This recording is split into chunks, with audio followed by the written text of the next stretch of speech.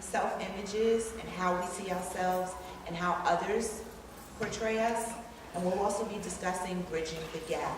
So without further ado, I'd like to introduce our moderator for this afternoon.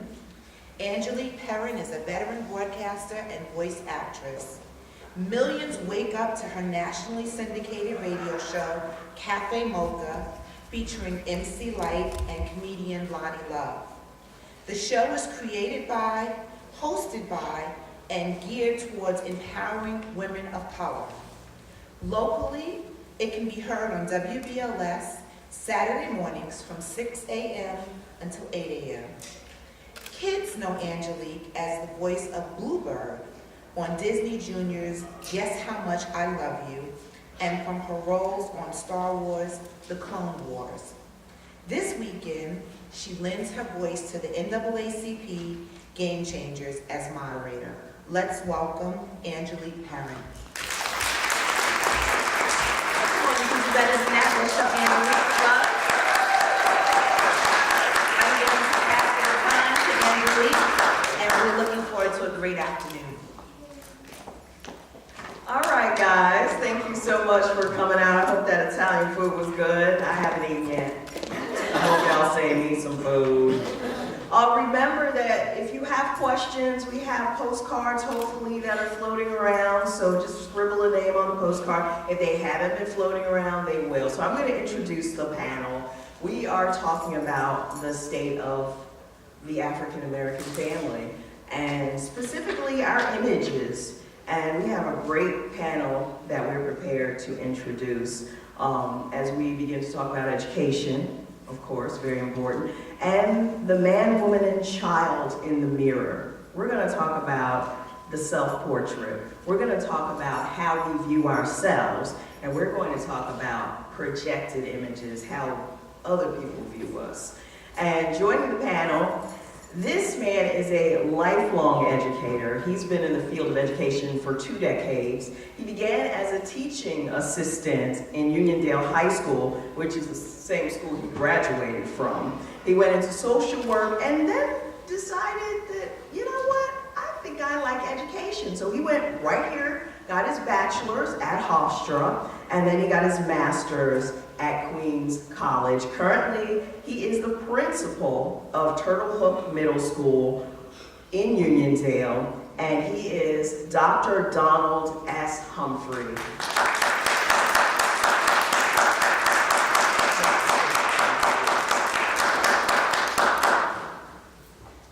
We know her as Councilwoman Tracy Edwards. She is also the NAACP Long Island Regional Director since 2008. Professionally, she works at Verizon Communications, and she was named Long Island Press Top 50 Most Influential and Powerful Women for 2012 and 11. Long Island Business News calls her the Top 50 Most Influential Women in Business, the Hall of Fame Award. Please welcome Councilwoman Tracy Edwards.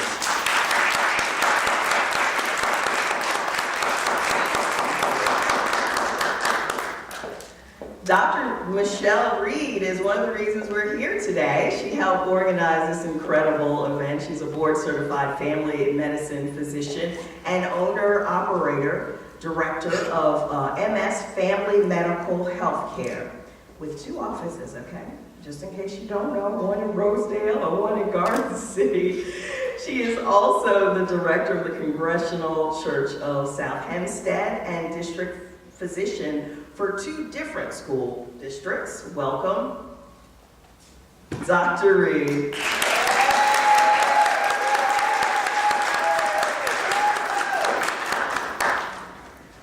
This fella is a clinical psychologist. He came to visit us from Atlanta, Georgia. You'll notice his twang and his charm. And he specializes in family, in marriage. He's a relationship expert. You've probably seen him as an expert on CNN, HLN, Court TV. He was on a show on TV1 called Love Addiction, where he helped these crazy couples. Anybody see that? He helped these crazy couples. Oh, wait. He was on Fantasia's reality show as her therapist. Please welcome Dr. Al Duantart.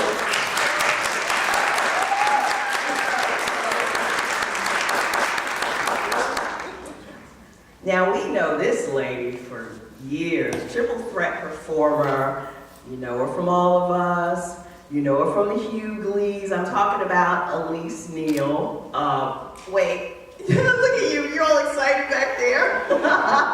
One of our favorite recent roles of Elise's is in Scandal. Amazing guest appearance where she played the pastor's longtime girlfriend. Anybody remember that episode?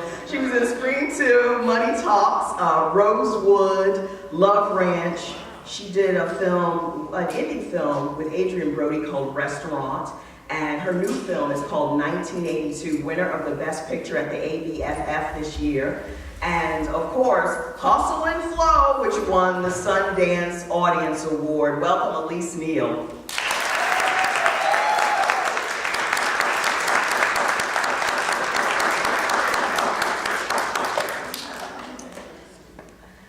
And this four-time NAACP Image Award nominee, we can find two places. One on Being Mary Jane. Maybe you saw him. He plays Mark Bradley. He's also on The Bold and the Beautiful as Justin Barber. We've seen him on NCIS, Castle, Boston Legal, Lincoln Heights, Bones, Criminal Minds. He was in I Love You Man, Babel, With Us, sports enthusiast, straight from DC, Aaron D. Spears.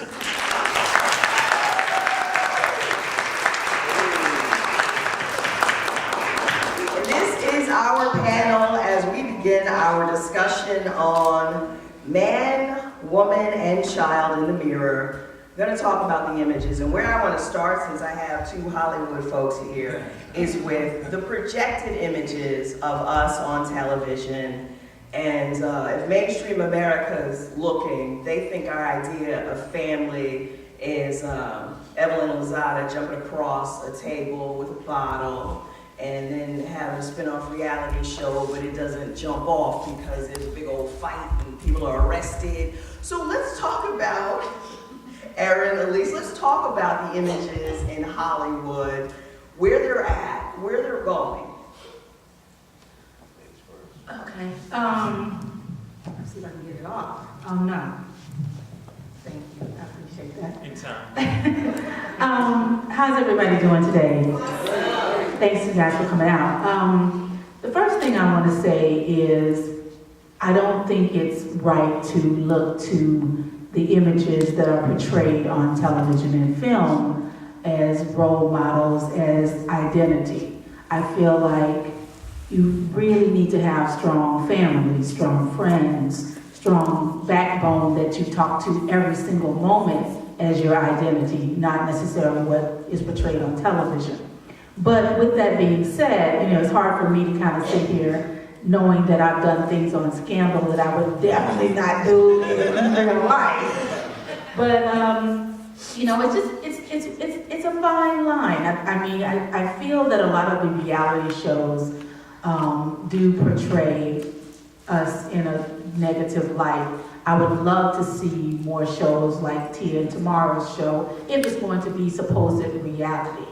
Because that was just wholesome, and it still was their real life, still was fun, still was entertaining, but it wasn't so nuts. You know, most of us in America, most of us African Americans in America aren't jumping over tables. We have real conversation. We have dinner and meals and nothing happens.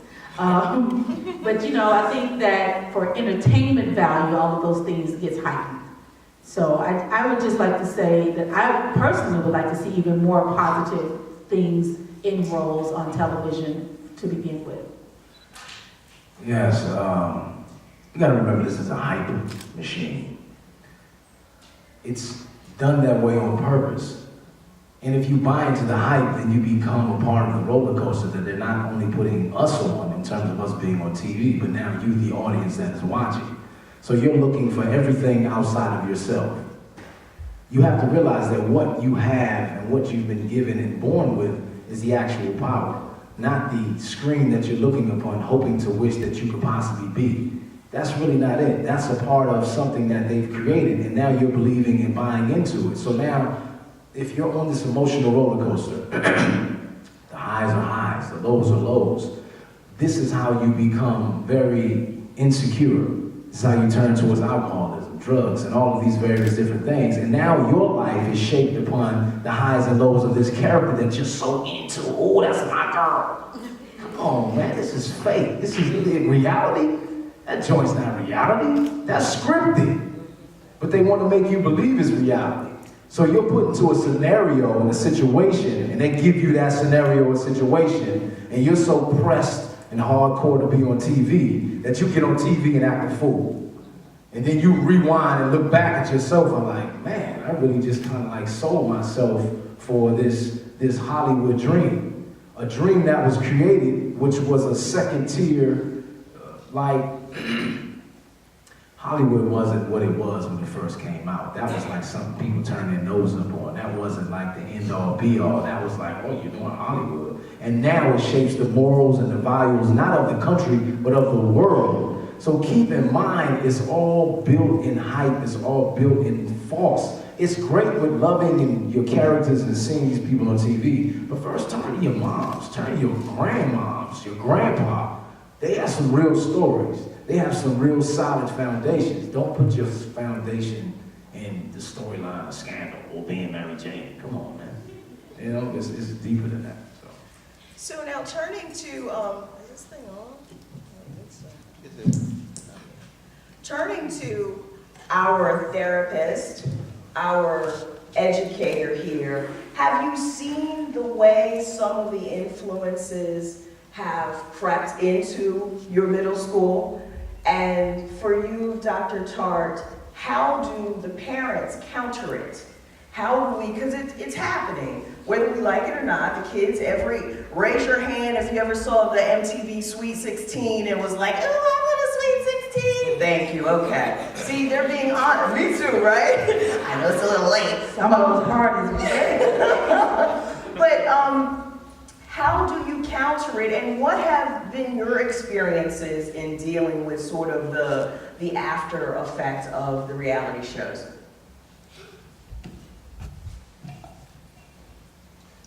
Again, good afternoon, everyone. Thank you for having me. I have to kind of go back a little bit when I was teaching, and I was able to develop curriculum in African American Studies classes, and so as we traced our heritage through antiquity, through Africa, through the Middle Passage, up until the Harlem Renaissance, and we came upon the Civil Rights Movement, we started looking at television shows. And I needed students to understand the subliminal advertisement or effects that were occurring within these shows. So as we noticed that our leaders, for instance, Medgar Evers had been slain, we had Emmett Till slain, we had Martin, Malcolm slain. We then started to see shows pop up like Happy Days, shows like Good Times. And students needed to realize that these were not happy days or good times for us. They needed to understand the images that were being portrayed, as was eloquently stated, was not us. That was not our reality. And so dealing with parents today and students today, young brothers having their pants hanging down, the sisters exposing themselves, we try to counteract that by having ongoing sessions. We have mentoring sessions with students, with parents, and that's truly been effective. We have college students who come in and they work with our students and with our parents. We have workshops that address how to deal with your teenager, because a lot of parents really don't know. Some parents with young teens, and that's fine, but you have to be able to manage your teenager because we want them to be productive citizens eventually in society. So we've had really good outcomes with particularly our mentoring programs. Being a member of a black fraternity, Omega Psi Phi, it has allowed me to bring a number of my brothers in, along with other organizations, to mentor our young men and give them positive images to look at. The same thing with our young ladies. We mentor over 200 young ladies in middle school, and we have organizations like 100 Black Women, Alpha Kappa Alpha, Delta Sigma Theta, and it's the exposure and the conversations that we continuously have with them enables them to balance what they see on television, what they listen to on the media in terms of radio, And we're having some success, but it's just the dialogue, such as today. Those are the opportunities. Thank you. The honest answer is that we have too few programs for Black people for TV not to be perceived as real. It's real to us. When we watch it, it's real. When we talk about, like for instance, his name is Omari Hardwick on Being Mary Jane. We went to high school together. So I told people, oh, we went to high school together. Oh. They're like, hook me up with him. I was like, he's married with like, kids. They were like, yeah, but he cheats on his wife anyway. Hook me up with him. And they were dead serious. They were dead serious. All right? And when you think about it, when you think about your favorite characters or characters that you hate, if you see them in real life, your first impression is that character. I can't stand him. At least it's so trifling. Can you believe that? You go around and that's how we think. So what we have to do is, I think we can't beat it, you have to join it. Because I know we'll say, we should boycott shows like this because it's portraying African Americans in a negative light, and then we put on something on TV and it gets no ratings. And then the network executives will say, well, you know what, for you to be complaining, it's the highest rated show on TV. So you're saying one thing and then you're watching it. So here's what we do. We join the conversation. We're able to talk about, marital satisfaction, sexual satisfaction when it comes to marriages. That's real. When it comes to dating again, we're able to talk about it. That's real. We're talking about Black men being able to be faithful. All right? We can talk about it. So we use the media to get people excited, and then we have to have a conversation, like Doc says, to make it real. Now here's something that's alarming, is that one of the things that we see with Real Housewives, Basketball Wives, the different shows, Mean Girls, Bad Girls Club. I know y'all watch Bad Girls Club, all right? I know you do. I do workshops with teen girls. All of them watch Bad Girls Club, okay?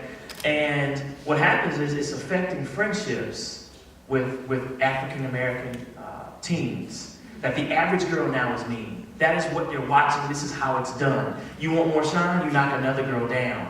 So we're having to go back in and use Bad Girls Club, use Real Housewives, is talk about negative examples of how friendships are and show them how to do that. So, yeah, the media is real, but if we take it, then we can use that excitement, use that buzz, use that galvanizing topic to teach things that actually make us healthier. So, moms, Dr. Reed, Councilwoman, my mom always told me that TV is fake. How, as parents, do you go and you explain it to the kids when they're calling it real? And as Aaron pointed out, it is fake. Reality TV is as fake can be. How do you, or do you just cut the kids off from TV and say, go play Xbox? Loaded question there. But as a parent, and my boys are here, they're going to be 10 next month, I do come into contact with that. There are certain shows that I will let them watch, there are certain shows I won't let them watch. But you can't protect them too much. So I feel that, yes, they need to see it, but at home they need to see it first. So if I hug my husband or my husband gives me a kiss, when they watch it on TV, it's not like, ooh, it's something normal, it's something natural. It's okay for us to show affection to each other. The way we speak to each other. Look at our stage right here. This is a powerful stage. Last night when I was talking to Ms. Dukes, who is the state president, she said, well, did you contact Newsday? Did you talk to the TV? I said, Ms. Dukes, if I said 5 students or 5 people were on stage talking and they all got shot, the media would have been there. But with us being here talking about all the positive things that are going on in our community, they're not going to highlight that. So we have to enforce it. Getting involved with the NAACP, being involved in school with the PTA. Those are the models that they need to see, so when they get older, they know what to do. Well, I guess I'm the senior citizen of the group. My children are 31, 33, and 34. So what I would tell you is one of the things that my husband and I did is we watched television with our children. Right. And I think that we need to do a little bit more of that. Because when you send them off to watch television or playing these games that they're playing, and there's no context given, then that's why it becomes reality. You know, so I think it's okay to expose them, because they're gonna be exposed to a lot more dangerous things than basketball wives when they go out, you know, in the world. I think it's okay to do that, as long as there's context, and as long as you're exposing them to other things besides that particular show. You know, I think we have to do a better job of making sure that children understand that, you know, the people that are on television, they're professionals. You know, they're doing their job and they're doing it well. But there's other professions that they need to be exposed to, and they need to be more actively involved in their children's lives. And it's not perfect. I mean, you could do as a good a job as you can, and children could still go astray. But as long as you think that you put a best effort in, if you stay involved in your children's lives, if you stay involved in their the children and their friends, and you open up your home so that, you know, you're involved in that whole village culture, right? Because, you know, we used to spend a lot of money on pizza because we wanted to make sure that we were the house that the kids came to. Okay. You know, and not the house that the kids went to somebody else's house. So I think if you could do more of that, it's hard, but if you do more of that, it's healthy.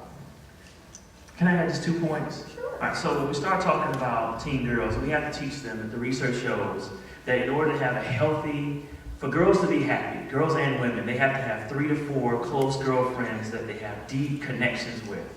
So that's important. So when we take, you know, Housewives and Bad Girls Club, we can say, all right, that's cool, that's great, it's funny, girl got hit in the face, wow, it's crazy. All right, but let's talk about how to do it for real.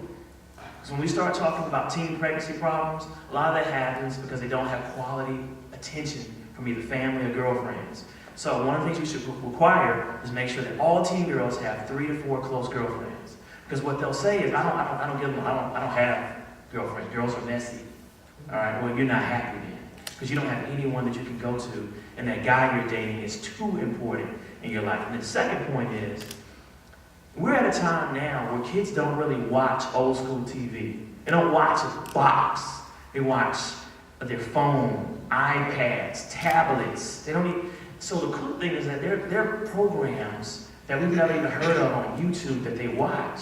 So the cool thing is that we're now at a point, black people, that we can be the media. You don't have to get picked up by a major network. You can be a YouTube star. You can be a Vine star. You can be a Vimeo star. And the thing I think about that's good about that is that you can create quality programming. Now, it has to be entertaining. It can't just be preachy and boring. No one's going to watch. It has to be entertaining to engage people, but now we don't have to wait and complain. We can create our own programming, and kids are going to turn to it more than ever because they don't have to see it on the big screen. All right. Do you have anything, guys? I think it's very important for us to create our own medium. A lot of times we complain about there's not enough people in front of and or behind the scenes. We got to remember, I always use this scenario. This machine was created to kick out Sprite, okay? So if the machine's created to kick out Sprite, every now and then you might get a Dr. Pepper, but you're not gonna get a Coke coming out the Sprite machine. So why are you mad? And why are you picketing? And why are you doing all these things? If you own your own soda machine, you're gonna put whatever soda you want in that machine, am I correct? So now why are you upset? Because you don't have enough Coke behind the scene. Well, there's only one Dr. Pepper in that machine. Well, guess what? They're putting Sprite in it. This is a Sprite machine. So instead of picketing and being all upset and having these attitudes and edgy moods, how about just going out and creating your own medium? Via whether it be the internet, whether it be Vimeo. You have now the power in your hands while there's a limited amount of time before the monopoly happens all over again. Right now, linear contracts are still in place. When linear contracts run out, there is no more ABC, Channel 7 on the East Coast at 7 p.m., West Coast at 4 p.m. It's go to abc.com, go to cbs.com, and that same monopoly will reoccur again. But if you can get your surfboard in the water, when the wave hits, well, you can ride that sucker and make some money out of it and have a voice that is interested in your stories, telling your poignant views, getting people to understand that the things that may interest me, whether I'm black or Latin or Asian or Indian, you could be blue, who cares? This is something that is interested in that story and telling that point of view. So I say be more proactive in doing that as opposed to you know, mad and picking and ABC. I don't like ABC. They have no black show. Yeah, man, go create your own black show. We are talking about the man, woman, child in the mirror, the portrayals of us in the media, and what about advertising and the portrayal of beauty? I think our recent Oscar winner, Lupita, with her short hair and her dark skin and absolutely gorgeous, and a winner in every respect, just won an Oscar. And the other day in the Hollywood Reporter, which is our big trade magazine, it said, what's she gonna do next? It's like, she just won an Oscar. What you mean, what's she gonna do next? Let's talk about the images of beauty sort of and how it affects our overall self-esteem, because we are talking about the portrayal of us and how do you feel when you open the magazines, and what can we tell our kids when you open the magazines? Did you guys see the recent, I think it was Target who got in trouble for airbrushing the girl in the bathing suit, little, you know, preteen, airbrushed so her thighs wouldn't touch and all this ridiculous standard of beauty. How do we deal with that? I mean, that's something totally different where it's like you gotta be skinny, but it's the skinny, it's the skin color, it's the hair, it's all of that stuff. How do we deal with that and still feel good because we don't see ourselves, you know? Well, I'd like to start out by saying, you know, congratulations to Lupita Nyong'o, and I think she is amazingly beautiful and amazingly talented. I'll just start by, you know, I can only talk from my own experience. Number one, let's talk about my weave. Mine is basically because I like to work out a lot. Mine is not about a self-esteem issue, thinking it's the right thing to do. Trust me, I love when I have short hair. It's just not practical because I gotta fix it too much. Anyway, but I think, you know, what you feel about yourself comes from home. And I was just talking to my cousin about this, who struggles a lot with her image, and I'm originally from Memphis, Tennessee, and, you know, especially a lot of young girls that I've talked to in Memphis have so many self-esteem issues and so many different pregnancy issues in Tennessee right now. You know, it's about looking at yourself in the mirror and knowing what you own and have is gorgeous, and letting no one make you feel anything other than that. And I feel like that started with me at a very young age at home. You know, my mother is darker skinned and just naturally beautiful and tall. I don't know where my height went. You know, so, you know, but I feel like she was always about, you look at yourself, you're gorgeous, you can do anything you want, you can be anything you want, you can run the world if you want to, and I feel like it always took me to another level. Okay, now I'm in high school. Okay, I want to be a performer. Okay, I'm going to New York. Okay, it just always was with me, and I feel like the standards of beauty definitely start at home and with your close people at home that make you feel gorgeous no matter what.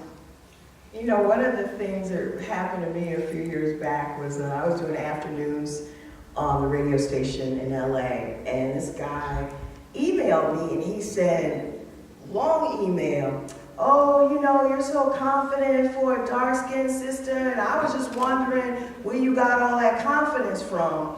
And first of all, I was shocked that people even think like that still. But then I politely wrote him back, and I said, well, the reason I'm confident is because I managed to graduate from high school without getting pregnant. And then I managed to make it through college and I got a degree. And then I managed to work my way up from Greensboro, North Carolina to Florida, to Charlotte, to Detroit, then to LA to be on the radio to talk to you. I managed to do cartoons and that's why I'm confident. Not because of this, not because of the way I look, it's because that stuff comes from inside, and we have to teach that first. I think, is that it doesn't matter what the magazines say, it doesn't matter what that little boy said, it doesn't matter what that man says. If you build from within, then who's going to take that from you?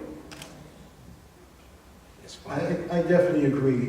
It has to be inherent, among our families.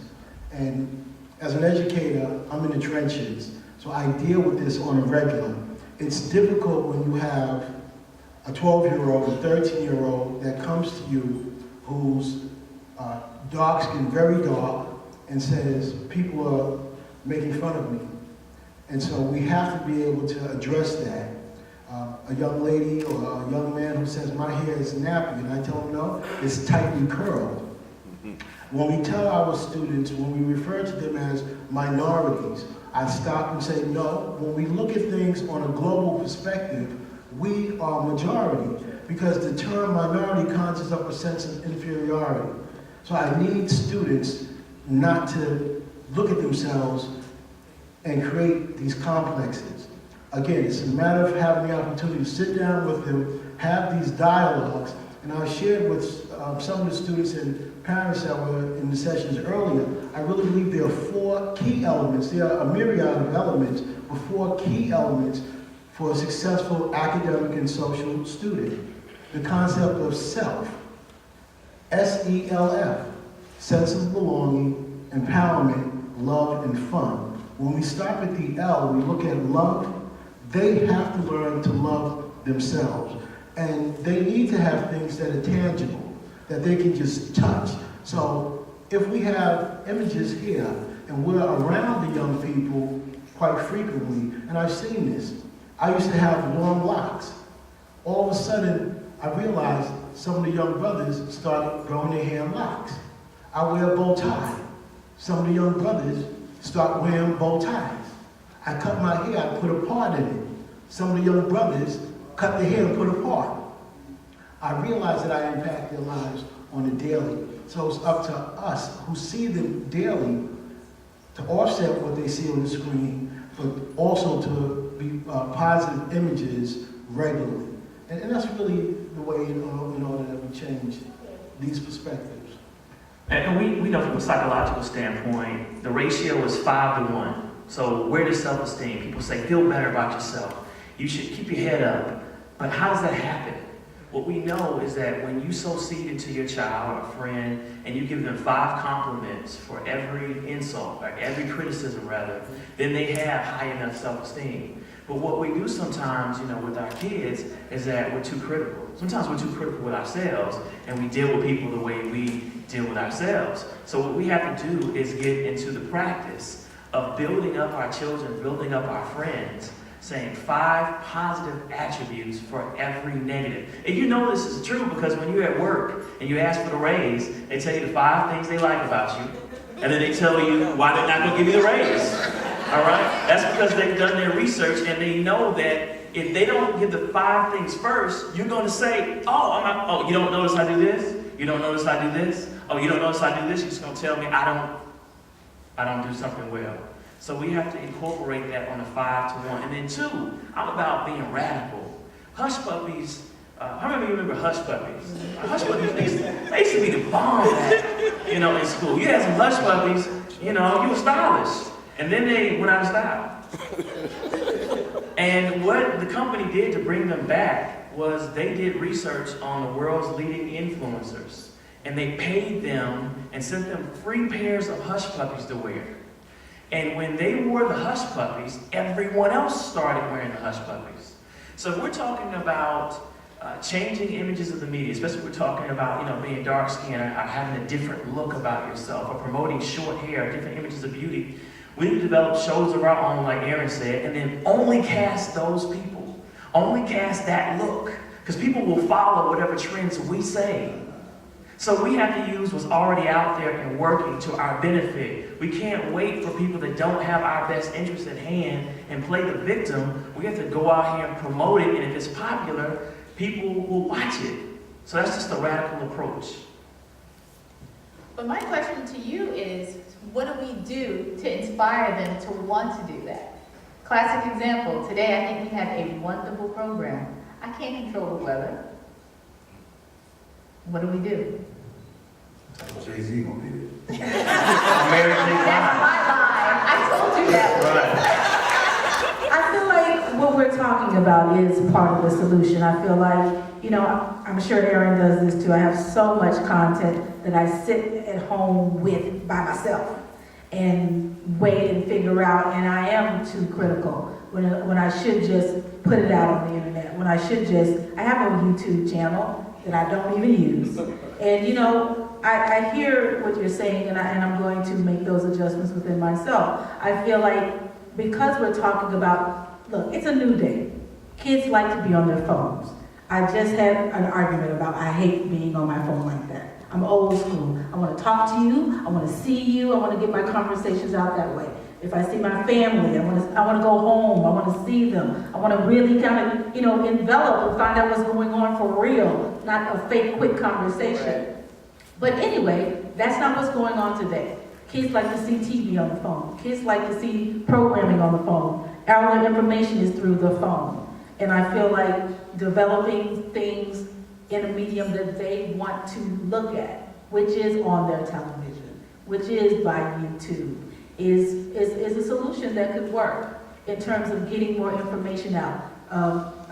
Just to give an example, you know, a television program that would be on the web or something that's about teenage women, and then another one for teenage boys. So something that they can go to that's all about their demographic.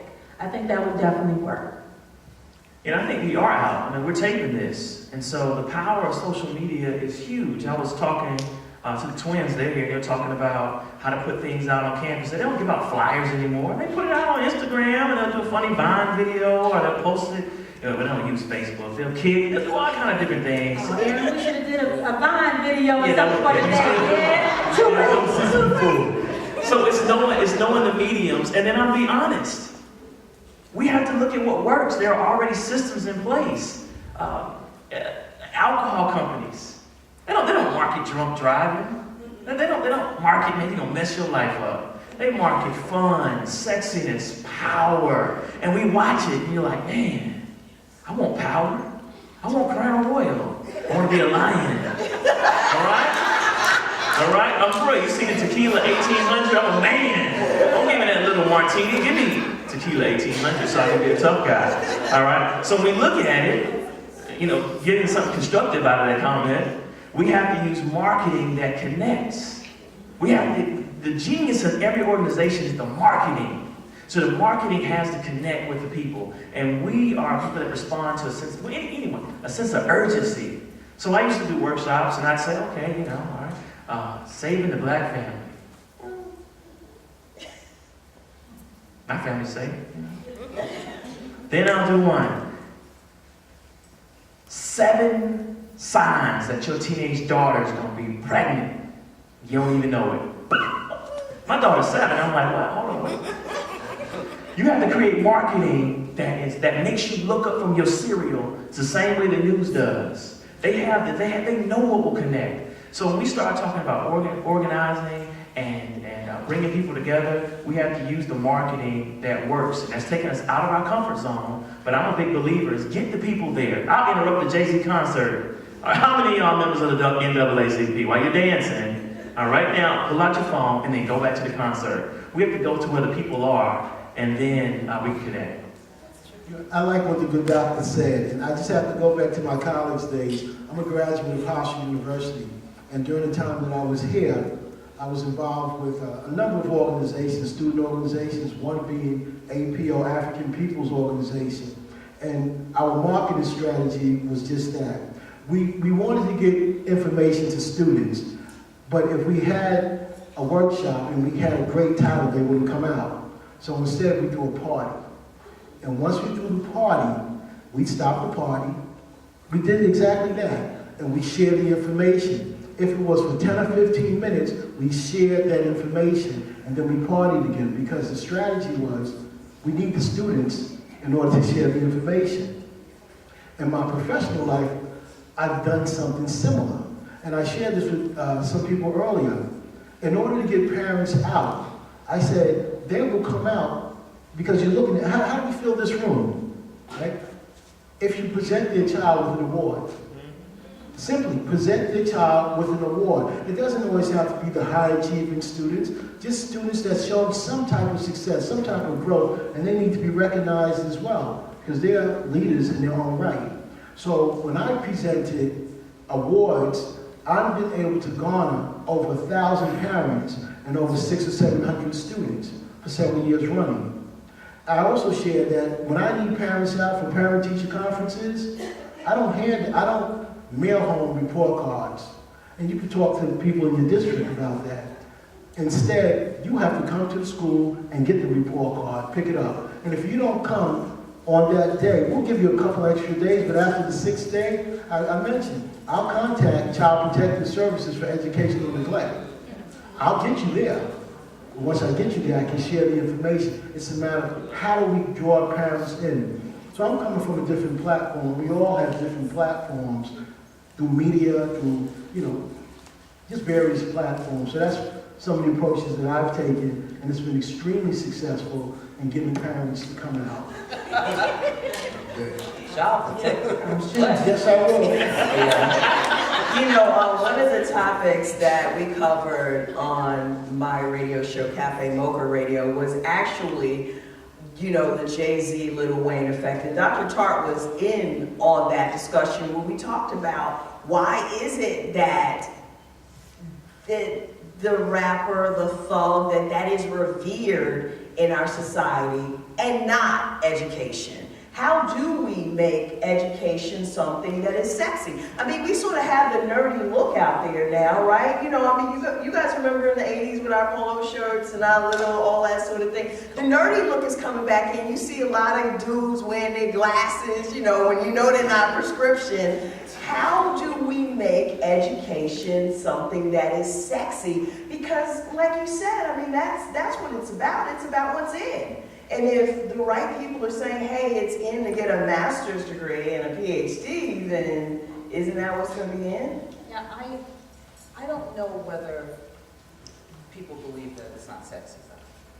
I really think it's just more about exposure. Because I truly believe that, sexy is the rapper, but sexy is also the doctor too. And I think that our children believe that. I think what we just need to do is just put more exposure to them so that they have access to how do you go about being a doctor? How do you go and pursue your education? I don't think that children, I think we underestimate our kids in terms of how they view education. I really do believe that they want to achieve in any way that they want to.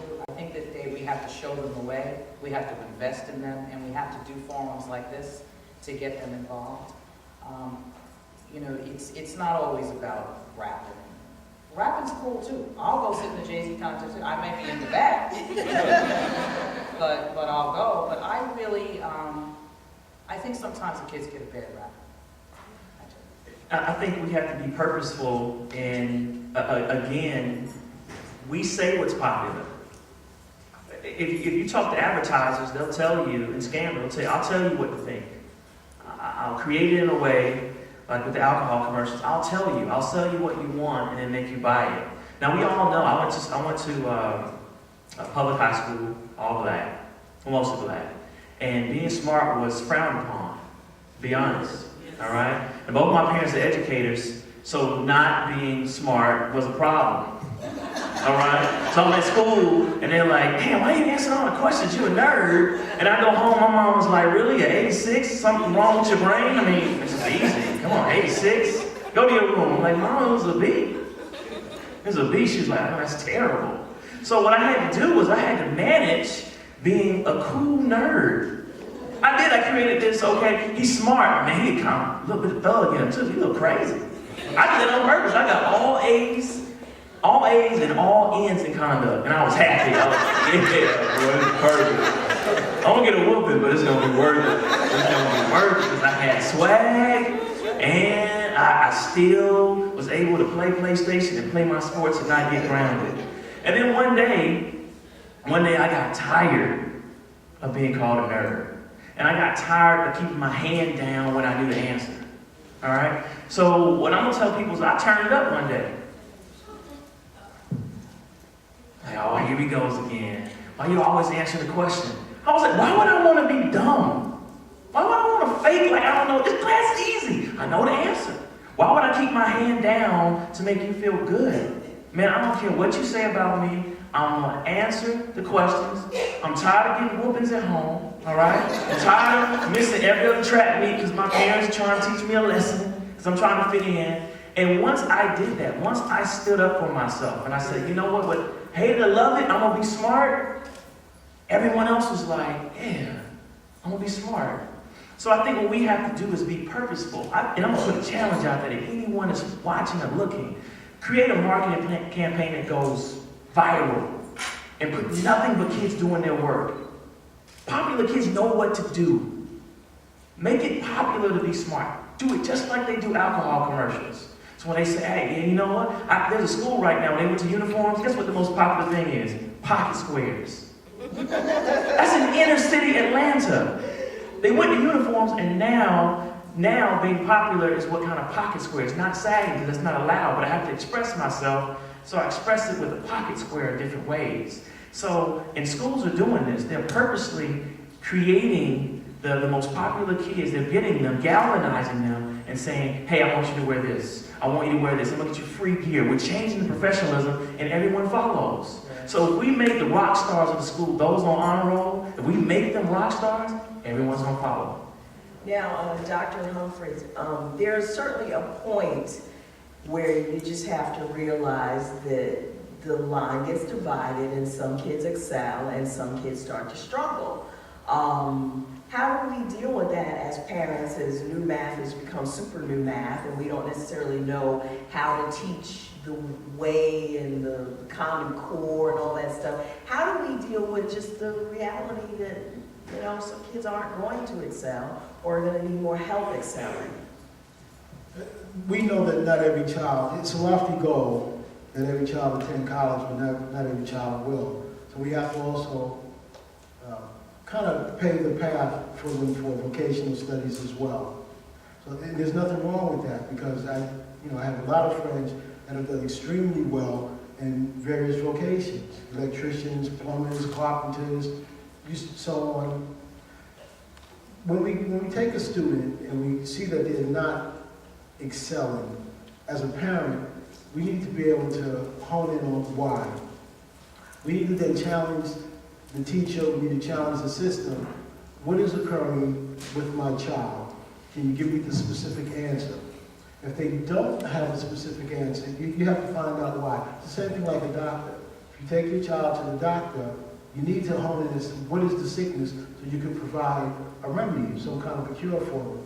And I've shared with people, a lot of it has to do with understanding like data analysis. This becomes a technical part of education, so I'm not going to belabor it. But teachers, I said, need to start to create what's known as an IEP folder for students.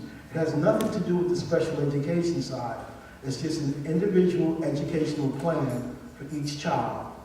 When we do that now, when the child takes an examination, the teacher can analyze that exam along with the child and determine strengths and weaknesses. And so once you realize that a child is struggling with something as basic as multiplying fractions, but they can add and divide fractions, then why are we going to focus on the strength? Let's focus on the weakness. So when the child puts that test in their folder and attends a homework session, the homework session is now targeted at the specific weakness. It's the same example that I gave. If you're teaching someone to play basketball and they can make a left-hand layup, but they're struggling with a right-hand layup, you're not going to focus on the left-hand layup. They got that. Let's focus on the right-hand layup. So parents really have to be in tune with what they're doing. There was a brother Covey, he talked about his mother only went to about 4th or 5th grade, Dr. Covey in education. But every time he came home and he was doing his homework, she'd look it over and say, you know what, I don't think you got that problem right. She didn't know. But she just challenged him, I don't think it's right, do it over again. And that was one of the ways that she was able to assist her child. But as long as we stay involved, And that's going to be a key factor. And if you don't know, you just have to ask questions. I find that a lot of parents are really hesitant to ask questions, and we need advocates for parents. Because when the parent feels as if they're being shut down by the school, that their voice isn't being heard, we need to have community advocates for parents so that their voice can be heard. Because a lot of parents, really, they struggled in school when they were high school students. And for them to walk through the door, sweaty palms again, they get nervous, and they don't know the right questions to ask. So we have to have these parent advocates available for us. I will say, lastly, I've asked parents to go to engage, for this particular state, engagenewyork.com, .org, I apologize, engagenewyork.org. It's a site that allows parents to get good information on this new Common Core state assessments that we have. So parents have to, it's a lot of research also, but once they get that information and create these pockets of parents, these networks of parents to share the information with. So I think, on the right track. It's interesting because I'm hearing what you're saying and I'm hearing what you're saying. Man, being a parent is no joke. It doesn't come with a book like, yo, this is what you're supposed to do. And I think a lot of times, the parents themselves, like you say, they don't really know how to approach this child as seemingly having a problem. So how do I go about engaging them? You do have to challenge them. It's almost as if you have to go back to school yourself and put yourself in their situation, in their shoes, and if it takes you, the parent, putting on your uniform, putting on a duplicate of their uniform and going to class with them, and I'm gonna sit in the classroom with these high water pants on, that's yours, and I'm gonna act like I'm a student. I'm gonna show you how to be a student. That's just what I'm gonna do. I'm gonna take off work, and I'm gonna hold your hand, and we're gonna sit up in this class, and we're gonna look like a fool together there. Until you get it right. And I'm gonna do that every day until we can figure out what do we have to do to make you be the student that you need to be. Is that a sacrifice? Yes, Lord, it is. But that may be what it may take. You're gonna have to engage them in a way that they feel comfortable speaking with you. A lot of times it's a big disconnect. I'm a kid, I'm into this, I'm into that, and you may have an old school mentality. You may not be digging Jay-Z. You might not even like rap. Well, you've already caused a gap between the communication between you and your child. How about being into that? How about trying to figure out and then ask the questions? Well, why do you like Lil Wayne so much? I mean, like, what is he saying that's got you so up in arms about this and about that? And you'll be surprised. You'll learn how they think. You'll learn how to reach them. You can then apply everyday practical issues, whether it be math, whether it be etiquette, and insert that into the words that you just heard from do you think he really feels that way? You think he wants to really want girls doing that to him like that? You like girls to do that to you? Well, why do you think the girl, and you break it, now you're bringing it full circle. So it's interesting that you were saying, when did it become like cool to be dumb? I didn't grow up with that aspect. It was cool to be smart. And we competed for everything in DC. It wasn't just like clothes. It was like, yo, you ain't in a tag class, you dumb. But then, if you put that tag on somebody, we also try to encourage them. Like, you know what, dude, if you're not catching on like that, why don't you go talk to Mr. Travis? You know he has a tutoring, like, after school. I know you're not that good on commas. You got your grammar, but your commas are off. But one of the things, though, that's important, that I don't think that we should leave the room without saying, is that we have to be more engaged in local board of elections. Because what I will say is that we can get very energized when it comes time to the presidential race. But part of the problems and issues with schools is because the class sizes are too big. And that every child cannot be at the same level when there's a teacher in the room that is teaching children that are 30 in the room. Because there's not 30 carbon copies of the room. But what happens is we will all be very excited about voting on election day when the president is running. But when it comes time for voting for who's going to be on your school board, we are not as active. And that's on us. So I think we need to get everybody with every age, college level, and make sure that we are voting in people that are going to be making systemic changes to better our children. That's very important. Please pass your questions forward. I want to kind of switch gears a little bit, Dr. Reed, and talk about the diagnosis of ADHD and what that is doing in schools, because I feel like there's this rush to, here, let's give this kid a pill because he won't sit still. And parents, once again, because we're not educated, because we're not reading up, it's like, oh, well, he is bad. Well, okay, okay, I'll give him the pill. Both of you guys, because you're a therapist and you're a medical doctor, can we, and you, Dr. Humphrey, as well, chime in on the effect, how parents should be dealing with that diagnosis, what to do after the diagnosis happens, and how it's affecting the overall, situation in the schools.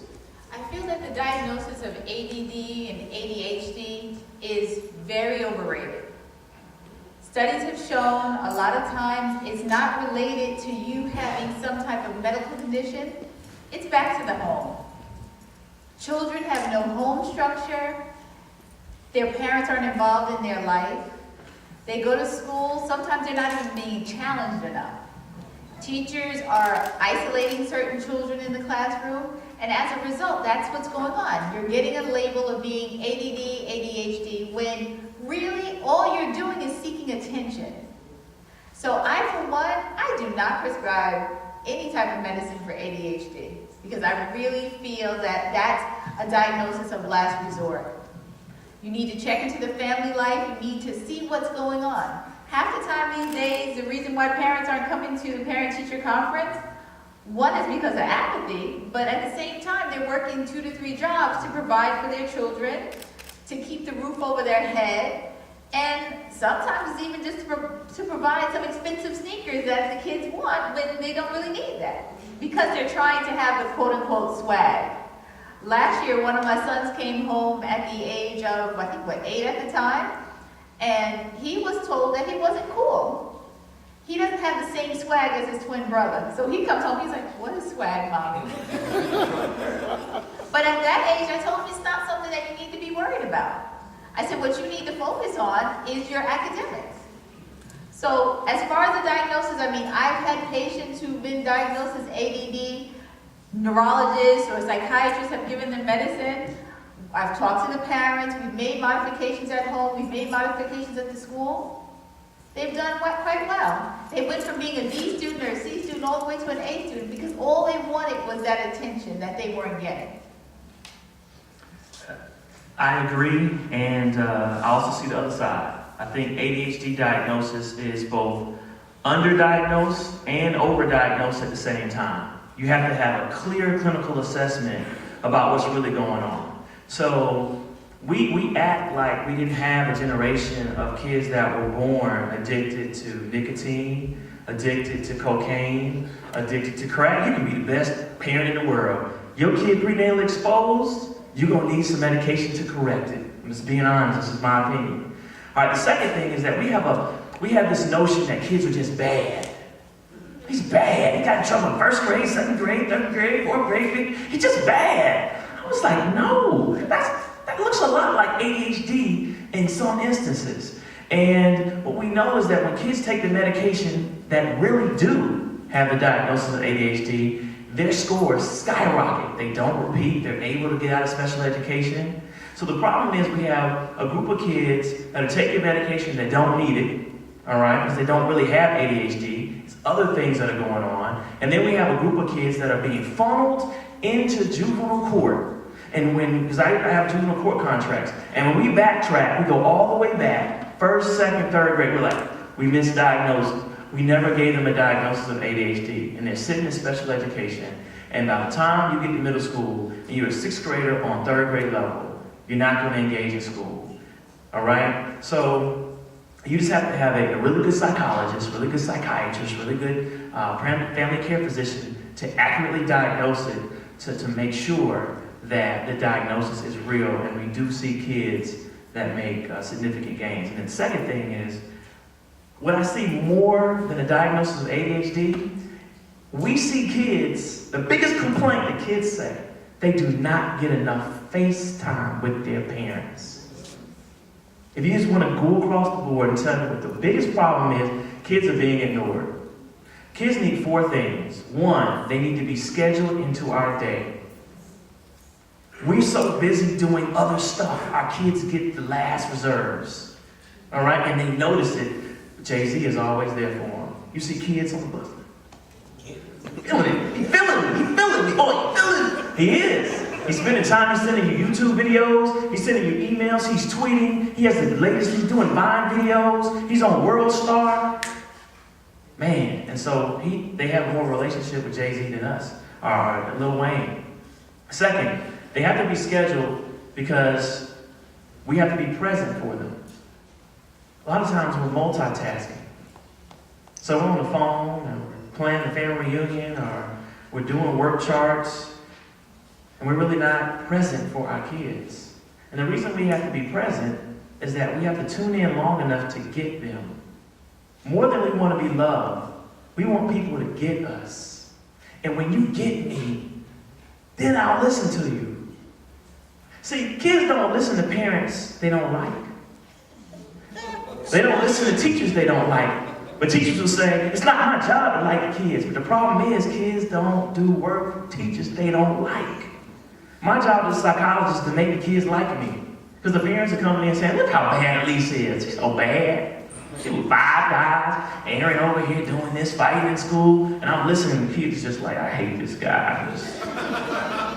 And I was like, well, at least you're doing it hard. At least you're popular. You have to engage and get that relationship. And when we have a relationship with our kids and we get them, then they'll respond. And that's why we're seeing the increase of kids coming to the doctor for ADHD, when really a lot of this needs attention. When we talk about that attention, Dr. Reed really touched on it. And if I can kind of elaborate a little bit on that, I have the opportunity, and I continue to have the opportunities to visit homes. I've visited hundreds of homes, and I realized something, and parents were guilty of doing this. When I go into the home and I see how a child is studying, somebody might be at a dinner table, the music is going, the radio is on, little brothers and sisters are running, kids become fidgety. We then mislabel that as something else, okay? Teachers have to also be proficient at differentiated instruction. Kids learn differently. So some of the kinesthetic learners, they have hands-on motivators. Other kids are visual. I mean, there's so many aspects of differentiated instruction that we have to be proficient in what we do as educators. We haven't touched on nutrition. As a building principal, at 7 o'clock in the morning, I see a kid coming in with a big thing of Arizona iced tea. I guarantee you by 8:30 they're going to be sent to my office. Guaranteed. We have to start looking at nutrition and allowing parents, providing parents the knowledge base to understand how nutrition affects their child as well. So that's one area that, if we get a chance to even discuss how nutrition, having kids eat these sugary cereals in the morning, how that's going to play out for their day, because teachers not, they're not trained to deal with kids who are extremely active because they have this overdose of sugar in their systems. So those are some concerns. I've been told we have 5 minutes. Does that mean 15 or does that mean 5? Okay, so I'm going to try to do these questions real quick. How can parents who live in detrimental areas be supportive of their child when they are struggling? Granted, the parents are working 2 jobs, so impoverished area, how are you?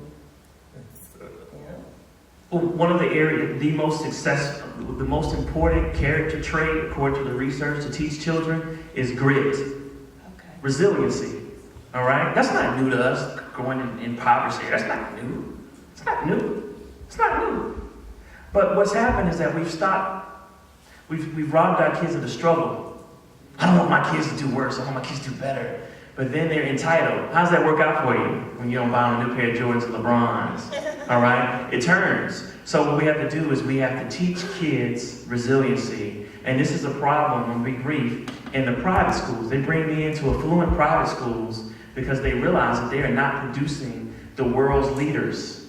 And what they're missing is that they have no resiliency. The first time they have a heart problem, they die, they try to commit suicide, they get on drugs, they have alcohol problems. Why? Because they never had any hardship. Meanwhile, you see the Obamas of the world, like, I'm built for this.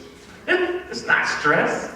LeBron, they asked him, how do you feel about, not making the bucket at the end of the game? He was like, I'm from Akron. It's not stress, a ball going through the hoop. I'm used to people doubting it. And when you look at the top, and same thing in the NBA, when I ask GMs, what quality do you look for? All things being equal, grit.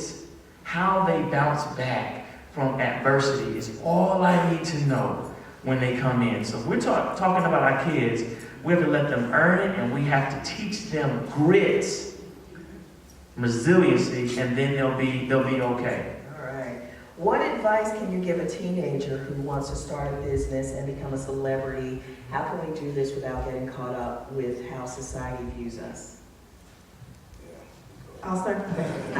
Well, the first thing is I think that you have to want to be great at whatever that celebrity is that you want to achieve. If you want to be a singer, you have to think and want to really be a singer, not a celebrity.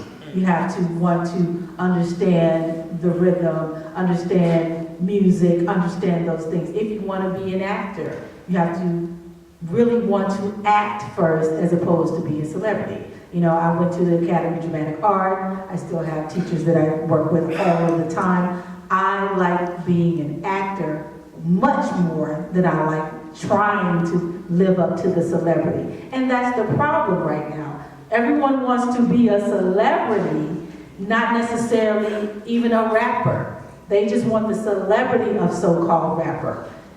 Most people don't even understand that even your favorite rapper. I think I saw a video even with a Lil Wayne. He was like 10 when he started rapping and doing things. Like, it's a process, like he was saying, to everything. It's a process to understanding your kids. And even though I don't have any, but I was one. I had a mom who did everything she could to try to understand me. I am the first person in my family that was an entertainer. But my mother used to, God bless her, sit in the back of my dance classes, like he was saying. I mean, yes, that is a sacrifice in a way, because she was a nurse, she had things to do, she had to, provide, but she didn't do it all the time, but she wanted to understand where I was and what I was doing, and that is so important. So if you want to be a celebrity, first understand the profession of that challenge that you're giving yourself. Short and sweet. Work begets work. If you make it about the work, everything else will come. I can't control the celebrityism. I can't control if you're going to follow me or not. You either like me or you don't. But if I do the work, everything else will come out of that. And understand that you could be famous and broke as a joke.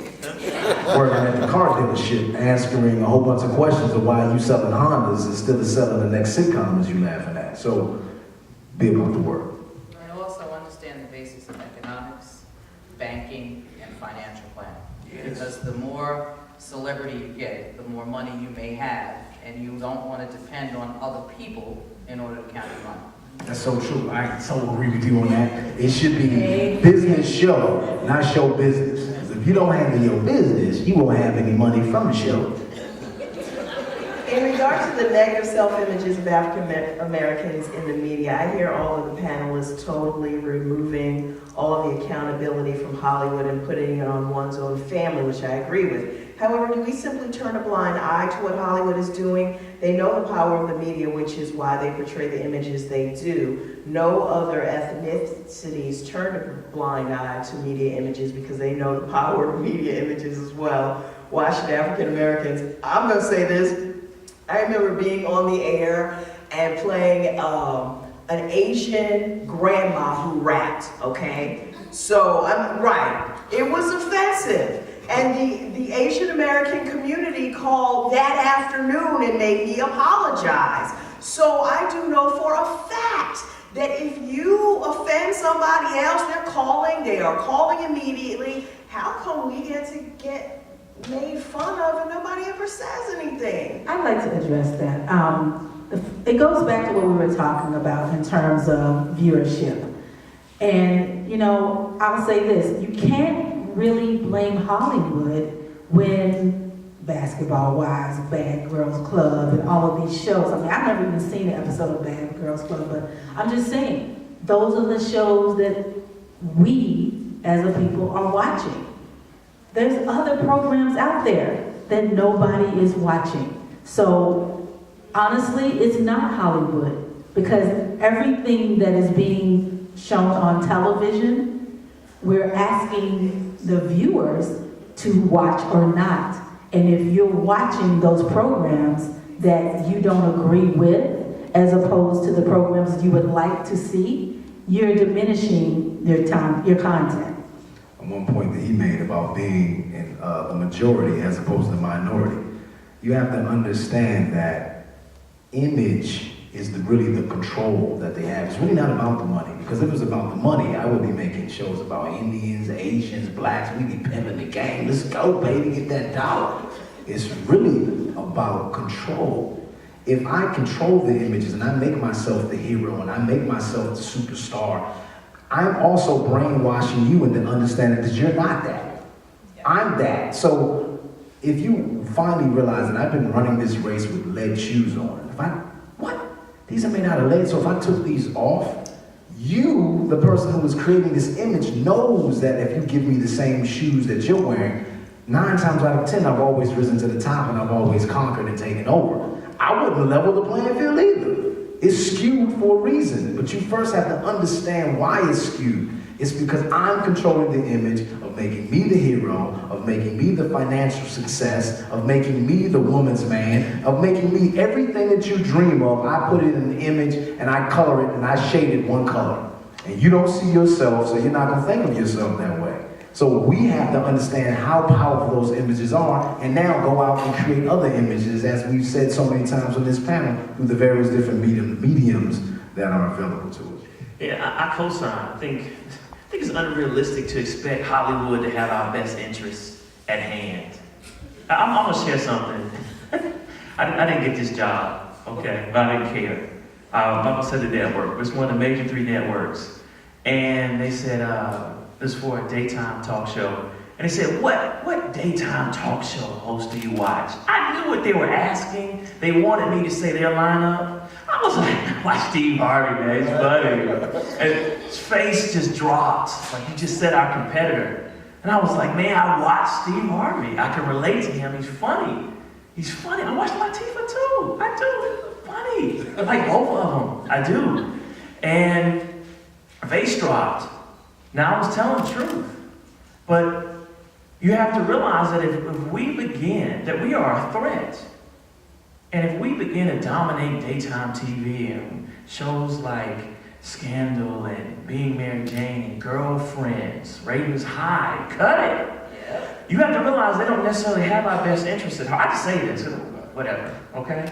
So why expect them to? Now, I think we should hold them accountable. I think we should complain. I think we should complain. But I think the other thing is that we have to create a medium of our own, do our own thing, create our own show. We don't need TV sets anymore. You don't need, fill in the blank network. We can do it ourselves, and that's why, as a psychologist, because I think I can speak to because I'm not a celebrity. You can see me in Publix, people are like, what's up? Get out the way. I was here first. All right? But the reason I started, doing the media was because I realized that when I spoke, a lot of people said, we don't see people like you. We don't see someone that has your skill set or whatnot. And so I started looking at who influenced me. So everyone here, you should use YouTube and Vimeo, whatever mediums that you have, to push your own networks out because people are watching them. I dare you to do a YouTube video. Please name it something provocative. Don't say, good education. That's not good. Just say, your kid failed and here's why, and then go get like 500 likes. Okay? People will watch it. We have no idea how powerful we are as individuals. So let's not wait on the media to take care of us. Let's do what Dr. King wants us to do, and let's be the media. Does that mean we have to end? You want to see change, be change. That's right. I want to thank our panelists, Dr. Humphrey, Councilwoman, Dr. Reed, Tard, Elise Neal, and of course you, Erin. Thank you guys so much for coming out.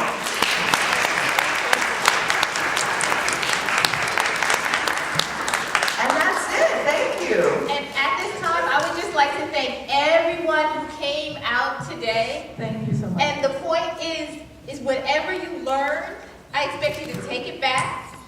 If by a show of hands you wanted to do it again, oh wow, that's great. All right. Then maybe we can do it Jay-Z again gonna be here then. next time. That's right, I'm gonna use your line that time. But it's something that I think we don't realize sometimes how powerful we are, and we have to realize that we can affect change.